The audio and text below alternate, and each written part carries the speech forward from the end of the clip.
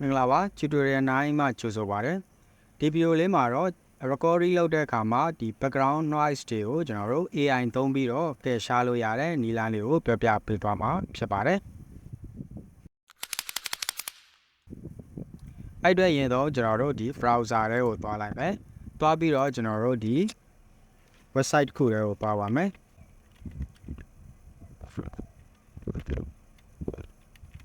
postcard.adobe.com ဆိုပြီးတော့သွားလိုက်ပါ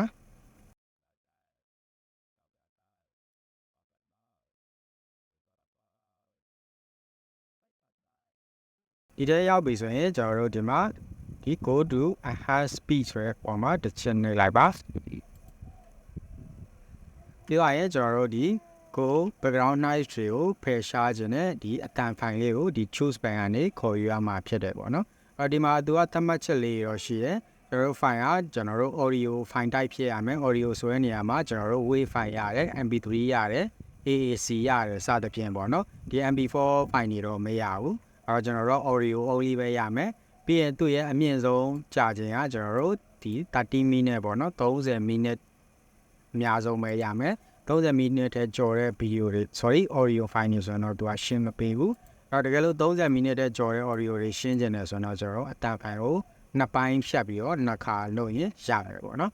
ပြီးရင်သူရဲ့ file size ကကျွန်တော်တို့900 megabyte ထဲကျော်လို့မရဘူးပြီးရင်ဒီကြာချိန်က1နာရီပေါ့နော်ကိုယ့်ရဲ့အတန်ဖိုင်ကဒီပြောထားတဲ့ကြာချိန်1နာရီတွဲမှာဆိုရင်ဒါသူကရှင်းလို့ရတယ်အခမဲ့သုံးလို့ရတယ်ပေါ့နော်အဲ့တော့ခဏနေရပြောလို့ကျွန်တော်တို့1နာရီတည်းကြော်တယ်သူတတ်မှတ်ချက်တွေကြော်ရဆိုရင်ကျွန်တော်တို့ဒီအတန်ဖိုင်လေးတွေကိုဒီပိုင်းလေးတွေလုပ်ပြီးတော့3လေးကလုပ်ပြီးတော့ဒါပြီးမှဆက်လိုက်လို့ရတယ်ပေါ့နော်โอเคအဲ့တော့ကျွန်တော်တို့ဒီမှာနမူနာအတန်ဖိုင်လေးတွေကိုကျွန်တော်တို့စမ်းကြည့်ပါမယ်အဲ့တော့ကျွန်တော်တို့ဒီ choose file ကိုနှိပ်လိုက်မယ်နေပြီးတော့ကျွန်တော်ဒီထဲမှာနမူနာစမ်းဖို့ရအတွက် file လေးတစ်ခုဒါ file လေးတစ်ခုခေါ်လိုက်မယ်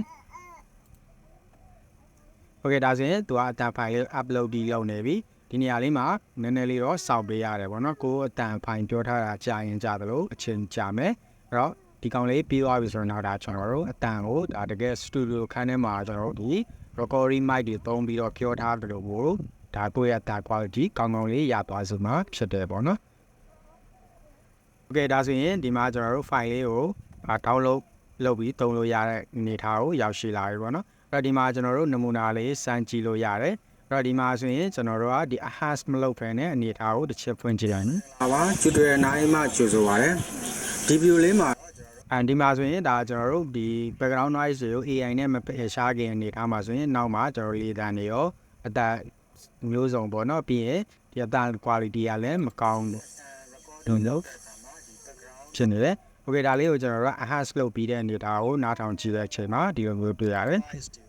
AI သုံးပြီးတော့ဖယ်ရှားလို့ရတဲ့နေရာတွေကိုပြပြပေးပါမှာဖြစ်ပါတယ်။ Okay ဒါဆိုလို့ရှိရင်ကျွန်တော်တို့ဒီ background ကဒီရှိသမျှအတန်အားလုံးတို့ကရှင်းပေးလိုက်တဲ့ studio ထဲမှာပြောထားတဲ့လိုမျိုးပေါ့နော်။ Okay ဒါလေးကိုကျွန်တော်တို့ကဒီမှာ download ဆိုတာလေးကိုနှိပ်ပြီးတော့ကျွန်တော်တို့ရှူလိုက်လို့ရပြီဒီမှာ download ပေါ်မှာတစ်ချက်နှိပ်လိုက်မယ်ပြီးရင်ဒါကျွန်တော်တို့ download manager သုံးထားတဲ့သူတွေအတွက်တော့ကျွန်တော်တို့ဒီလိုလေးပေါ်လာမယ်ကျွန်တော်တို့ဒီမှာ start download နှိပ်လို့ရတယ်ပေါ့နော်တကယ်လို့ download manager မသုံးထားတဲ့သူတွေဆိုတော့ browser ကနေဒီအပေါ်နားလေးမှာ download လုပ်သွားပါလိမ့်မယ်ဟုတ်ကဲ့ကျွန်တော်ဒီမှာ start download နှိပ်လိုက်ပါမယ်โอเคဒါဆိုရင်ကျွန်တော်တို့ download လုပ်ပြီးသွားပြီโอเคပါဒါဆိုရင်ကျွန်တော်တို့ဒီအတန်သွင်းတဲ့နေရာမှာ background noise တွေကိုဖယ်ရှားပြီးတော့မှအတန် quality ကောင်းကောင်းကိုခုနီလန်းလေးတိုင်းလှုပ်ဆောင်လို့ရသွားမှာဖြစ်ပါတယ်